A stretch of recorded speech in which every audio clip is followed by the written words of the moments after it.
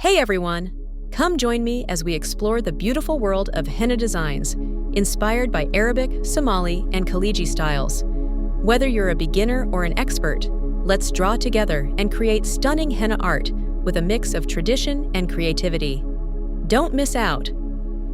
If you enjoy watching these videos, don't forget to like, share, and subscribe for more awesome henna tutorials. Stay tuned for more beautiful designs.